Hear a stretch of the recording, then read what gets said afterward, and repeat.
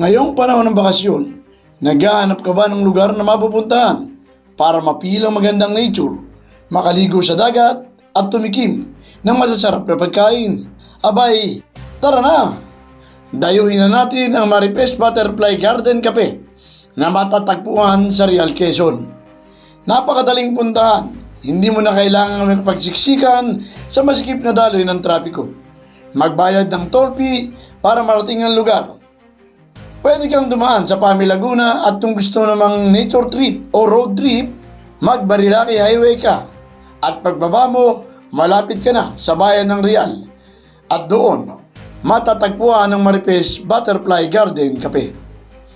Pero ano nga ba ang mas kapanapanabik sa Maripes Butterfly Garden Cafe? Ano pa nga, di ang kanilang specialty, ang napakasarap na binakol at iba't ibang potahe ng pagkain. We have good food here.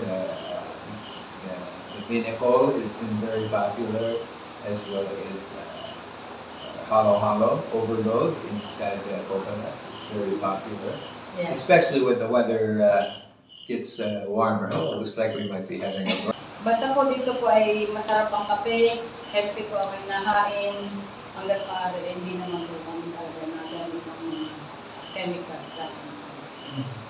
Habang nagpapalipas ka man ng busog, abay, mag-e-enjoy ka rin sa kanilang butterfly garden.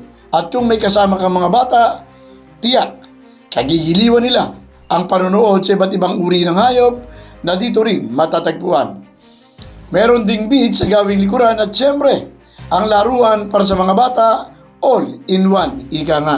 We have peacocks, we have African lovebirds, we have gunset, we have geese running around, chickens. What else? What other animals do we have running around? Oh, turtles.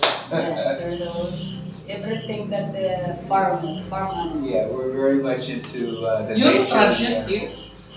Wala pa po. Sa ngayon po ay kaunti-unti. Ang Maripes Butterfly Garden Cafe ay dating isang maliit na kainan lamang na itinayo na mag-asawang Maripe Pertunado at kanyang esposo na isang foreigner na retired US Marine.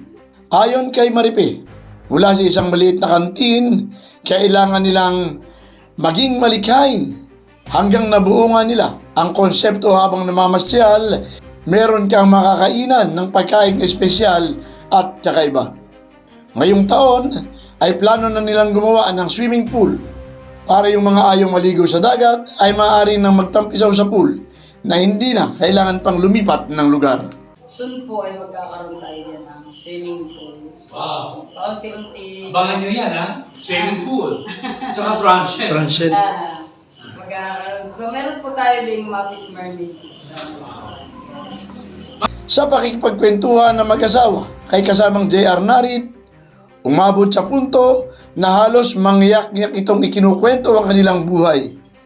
Mula sa isang batang halos walang makain na sa murang edad ay kinakailangang kumayod hanggang sa magtagumpay. Dahil sa kanyang pinagmulan at naranasang kahirapan, hindi naman nagkatubili ang mag-asawa sa pagtulong sa kapwa at ishare ang kanilang natamong kasaganaan sa mga mahihirap na komunidad, lalong-lalo na sa mga indigenous people. Kabilang dito ang pagpapakain, pagbibigay ng kasiyahan sa mga batang katutubo sa mga liblib na lugar, malayong-malayo sa Kabiasnan, sa bahagi ng General Lagar, Infanta Quezon at Real. Sa pagtahak ni Maripe sa landas ng kaunlaran, hindi nila nakakalimutan na lingunin ang mga taong ang kalagayan ay minsan din nilang naranasan. O, tara na! Ating dayuhin ang Maripes Butterfly Garden Cafe para punuin ang ating mga sarili ng kasiyahan at syempre para magpakabusog sa kanilang masasarap na putahe. Felix Tambongko, The Observer News, DWRB 103.9 News FM. Ikaw ang una.